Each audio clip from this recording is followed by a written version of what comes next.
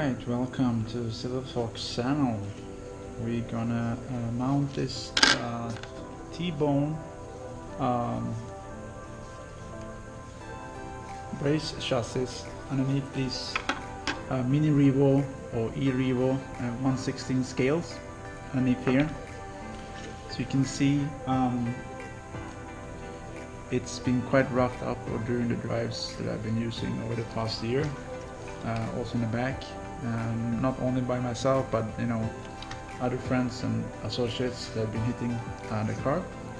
I already changed this body mount 2 times because of the cracked plastic under colder weather.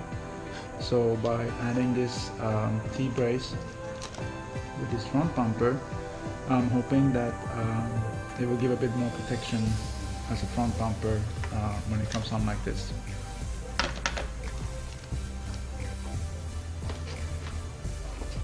For this activity, we're going to use the little torque wrench that comes with the E-Revo box. You can either use these or you can use your own set. Not much different. I don't think I need to remove the tires. The instruction is pretty simple. Basically says you need to mount the front and rear bumper onto the chassis brace. Basically put this onto the brace first.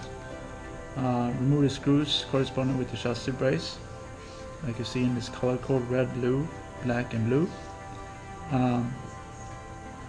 It does say you don't need to remove the actual original skid plates because it comes with extensions like this, so you can kind of remove the screws and then you put these onto the existing holes and leave the existing braces on.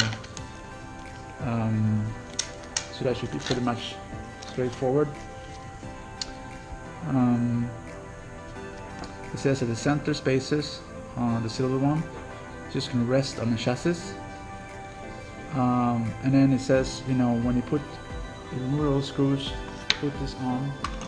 It says just to put all screws in, but don't tighten it.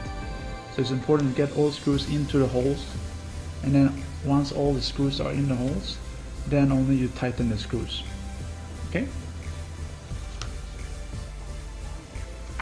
So one thing I noticed is that these little bags that comes with the package, I'm not sure it's visible, it has numbers on the bags. So you get 20, 21, 22, 23. And this corresponds to this number 82020, 82021, etc. for those 4 bags, so that you know which bag to use for which mounting. I'm going to start with this bumper mounting hardware, which is adding this smaller bumper to the chassis. So when you start looking through the screws, you realize that do I have all the tools needed for this? And you probably do. Most of the screws that comes with this has either a small little Torx, which can be used with the one that comes with the out-of-the-box kit, right? Another thing is that the little bolt fits with this that you use to remove the tires. So you use the biggest one usually to remove the tires, and you just turn it around, and this small one fits perfectly in that end. So the other screws from bag 21, 22, 23 seems to just be a small Phillips screwdriver. So you should probably have that if you work with RC cars, or you can easily find that at Home Depot, Lowe's, or any hardware store, or even buy a toolkit from an RC shop. So here we can see that I just put on the front and the back bumper on the chassis. I just did it by hand first. The screws is a lowered head, so you can probably figure out which direction the plate's going to be at. And then I use the tool comes with out-of-the-box car, and just tighten it by holding the finger on the other side. When the finger is not enough, obviously you take the Torx and use as a counterweight.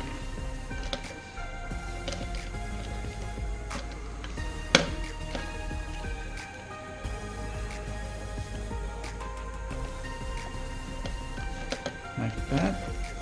That is nice and firm. Same thing with the other side. You can probably screw from other direction, it doesn't really matter, as long as one side is still.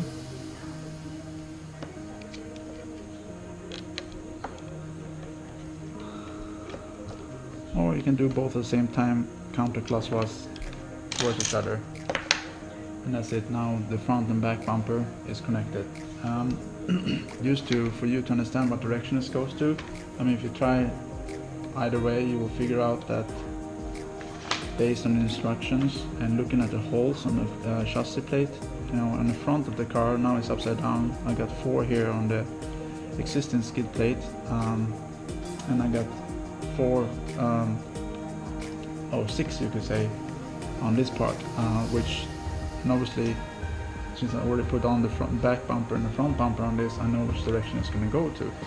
So you got 4 here, you got 4 there, and it kind of lines up together with the rest of the chassis.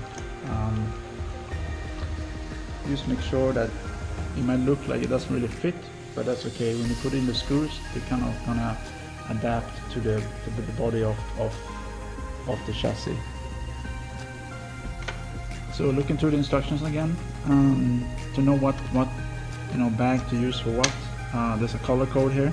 Hopefully you're not colorblind, but if you start with the front part, which is this part upside down, it's bag 21, and it says that there's going to be red and blue. Red and blue is this, indicates the size of the screws to be used.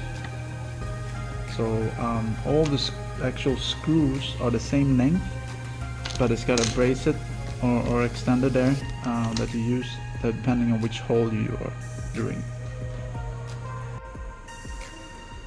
One tip here is you have more screws on the undercarriage of the car than there is hole on this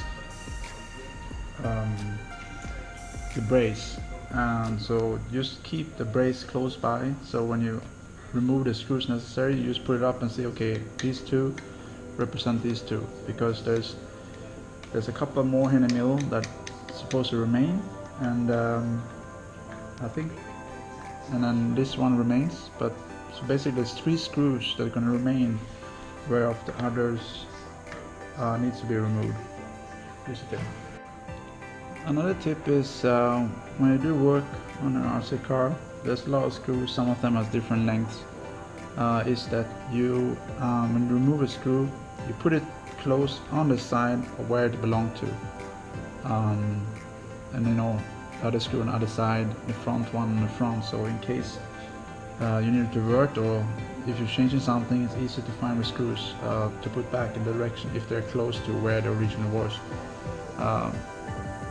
Because if you put them all in one pile, it might be hard to remember which screws go to what location, unless you have a schematic of screws which you can print out from Traxxas homepage.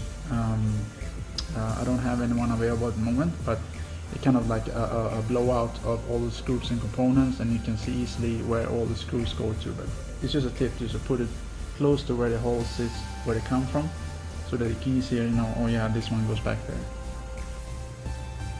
Okay, so now I have removed all the screws according to the chassis brace, kind of call it a mold or a blueprint of which screw you need to remove. And I'm looking again which bags goes where. Obviously I already used bag 20 for the front and back bumper. I'm gonna now put bag 21, if I can find it. There it is.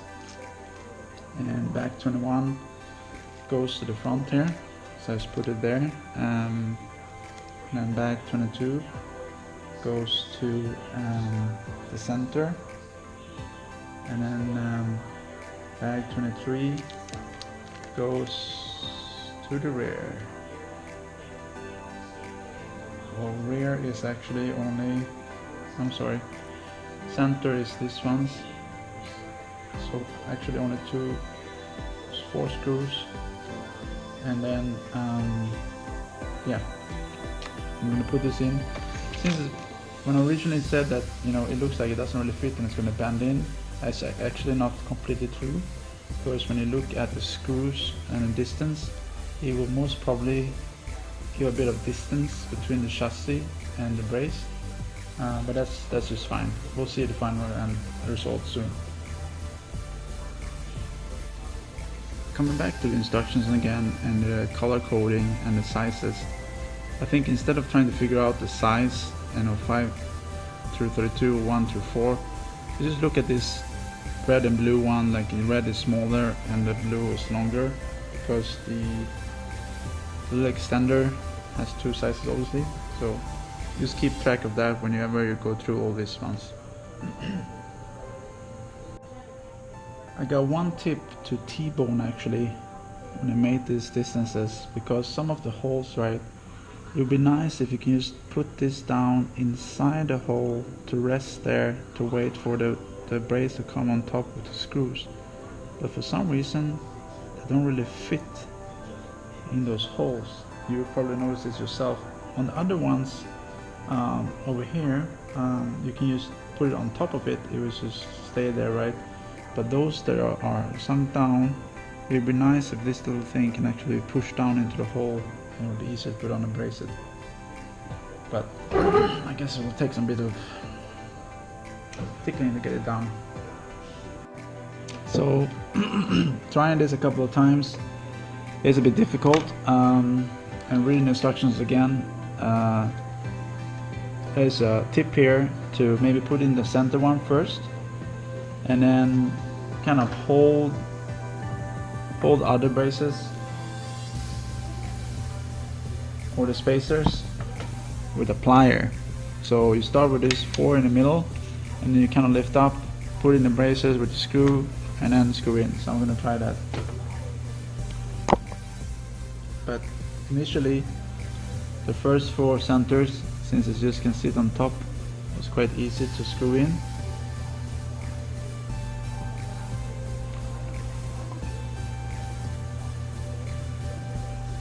Put those back. If I can find all of them.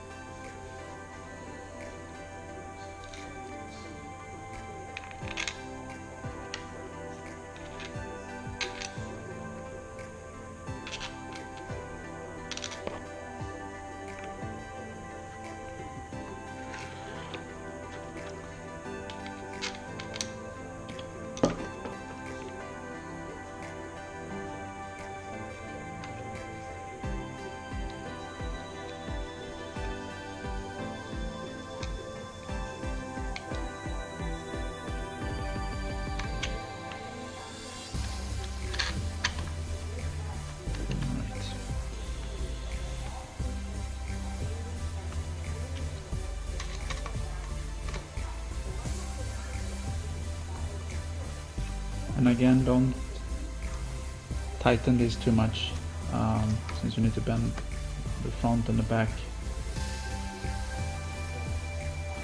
just enough so you can lift up and down like this. So here we are. I got a plier, I'm holding a spacer with it, move it in under, putting a screw through, trying to find a hole, and then kind of hoping it's above the actual chassis hole. Guess I have to work it a bit to find it.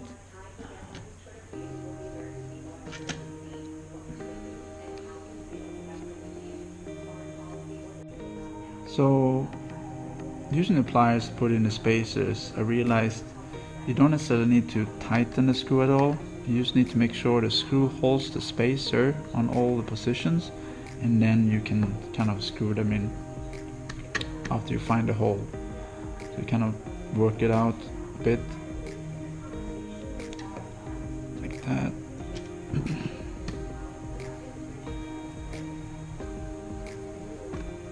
Okay, tighten this a bit, make sure that they stay there. Alright, remember, don't tighten too much yet. I got the center one there, and I'm gonna work on the back part. So do the same there. I take my plier and look at the instruction, which one goes back. Black one first. You start from front to back. Put the pliers, put the spacer in the plier, jiggle it in, make sure it's straight. Take that in again.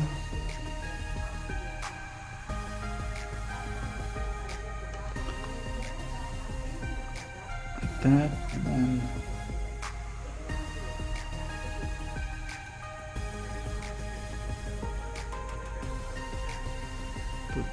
make sure the hole is lined up and put the screw in, and then you can let go, and it will stay here until you've done all holes in that section, and then you can tighten it.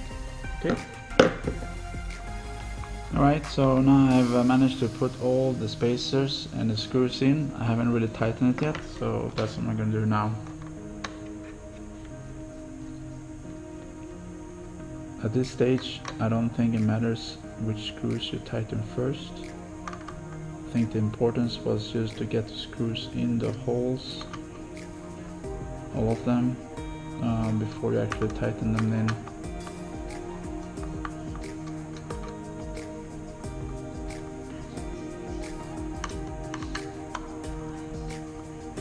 Now notice that since this chassis brace is underneath, you're limited to some work on the car.